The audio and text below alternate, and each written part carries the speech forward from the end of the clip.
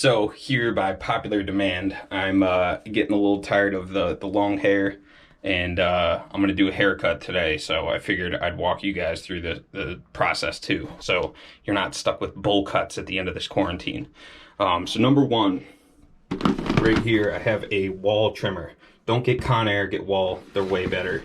This was, I think, $25, and I've been using it to cut my hair for 8 years now. In this kit, you have a trimmer and you get the clips. That's really pretty much all you need. I have the wired one. You can get the wireless, but it's gonna run you like $100. So here's my hair cutting kit. And then, as you can see, I plugged the drain in my sink so that you're not getting hair in there, because trust me from experience, it's really a pain getting that hair back out. So the clips that I'm going to use are, and each one of these has a different number. The higher the number, the higher the cut on your hair is going to be. So I use a 1 on the sides. Then I will move up to, well, that's a 3. Sometimes I'll use this. This is a 1.5, which helps with transition, so it doesn't look like you have like lines all over your head. Here's a 2. That's as you get close to the top of your head. I grabbed a 3 earlier, and a 4. I'm also going to pull out a 6, and you'll see where that gets used later. So starting off with the 1, and since this is an older trimmer, it makes a lot of noise. So if it gets a little loud, it's just because the trimmer's old. But like I said, I'm gonna cut on both sides up until here, and then follow that line all the way across the back of my head. I don't know how everyone else's head shape. This is kind of how I do it, but I do the width of my hand goes from the bottom of my hairline up to like a little lump in my head. Like there's like a little transition in the bottom of your skull where it meets your neck. That's how far up I'll go with the 1. And that's about equal all the way around my head.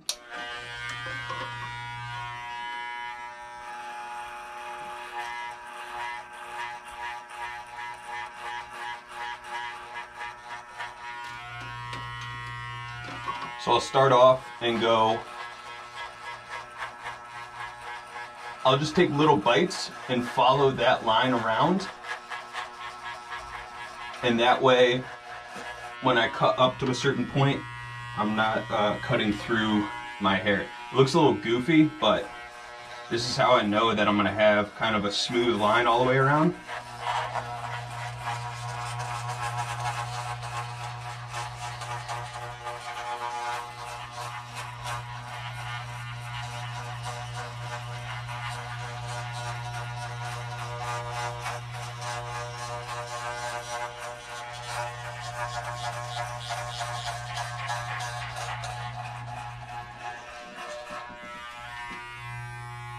So as you can tell, I kind of have a line going around the middle of my head. Now I know that that's where I'm going to cut up to with the 1. So as I go around back here,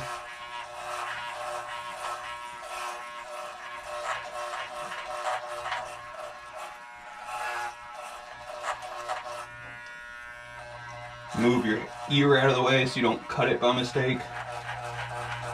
And this can get a little difficult. Sometimes you get little stragglers back here, but it's really not a big deal.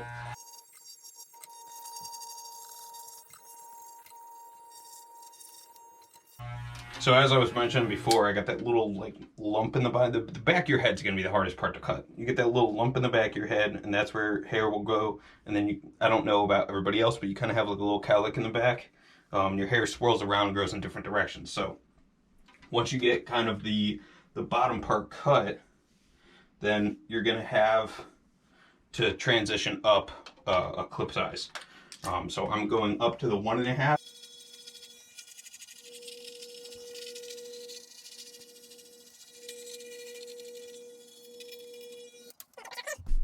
Now we're gonna move up a full clip size to a 2.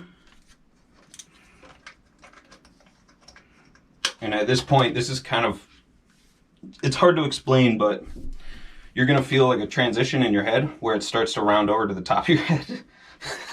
It's such a ridiculous way of saying it, but the kind of curve in your head, you're gonna follow that up to pretty much even off the rest of it.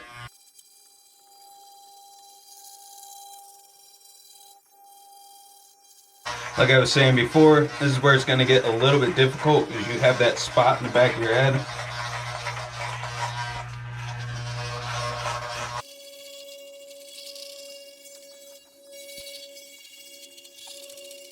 Pretty much from here on out, I'm going to do the rest with a 3, but just feeling, I mean, this is the biggest part that's tough about cutting your hair, is like going around, you could feel where you have a buzz cut, and then right now I can already feel I miss a spot right here.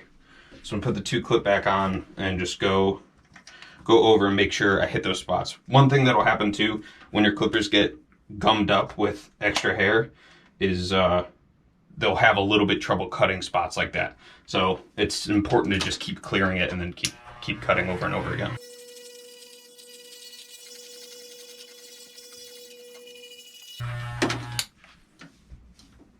Go back, feeling again.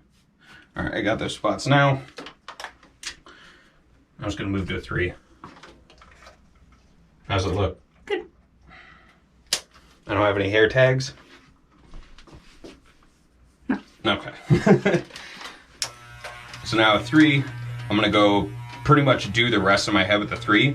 I leave it a little longer in the front, so it's gonna look a little ridiculous, but I cut from pretty much the back part of my head, and then I'll scissor cut the front.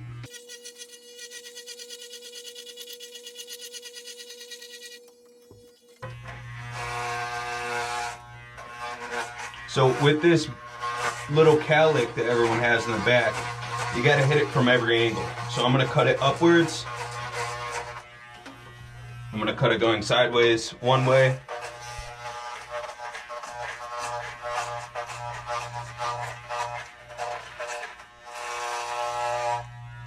I'm gonna cut it sideways going the other way.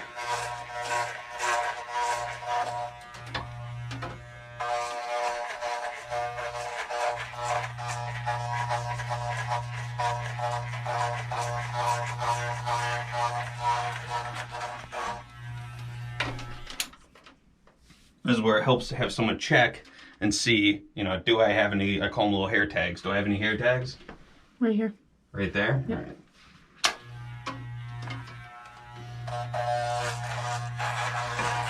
If you don't have somebody to look, you have a mirror, get a hand mirror and look. Or if you don't have a second mirror, you could stand in front of one and use your phone. I'm also gonna cut along the sides here.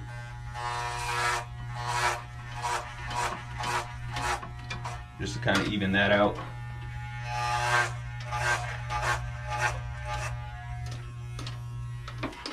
And then as I move closer to the front of my head, my hair gets longer. Obviously, as I, you know, it's poofy and long now.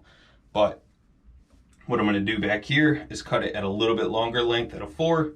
As I get maybe a little bit closer, cut it at a 6, and then just scissor cut the rest.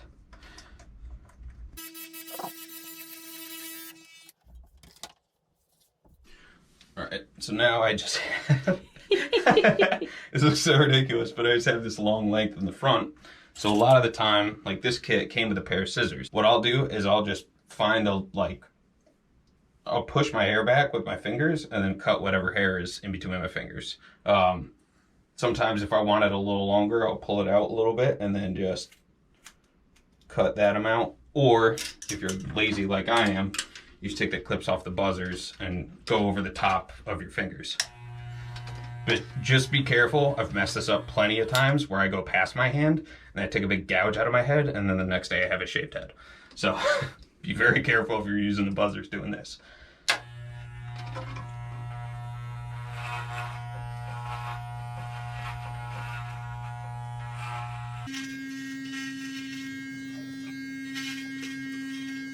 So now it looks a little bit less ridiculous. And then if I just take a little water and kind of mess with my hair like I normally do, I could tell, all right, over here it's a little bit long. So I'm gonna cut that off a little bit more. This is like the least professional way to get your hair cut. But you know what? Everyone's in quarantine, and do with what you have. It's been working for me for 8 years now, so good luck. I mean, if you look on the bright side, if you mess your hair up, you have another month of quarantine before anybody outside of the people in your house are going to see you. So this is how I do my hair when I'm not in quarantine. But, you know, if you're stuck in quarantine and you're dying for a haircut, $24 for this trimmer, I think it was. They have other versions which are going to be more expensive. I bought this when I was in college, so I got the cheapest one available, and I've spent $24 on haircuts for the past 8 years. So good luck, Godspeed, and worst comes to it, you have the #1 clip and you can shave your head. See you guys later.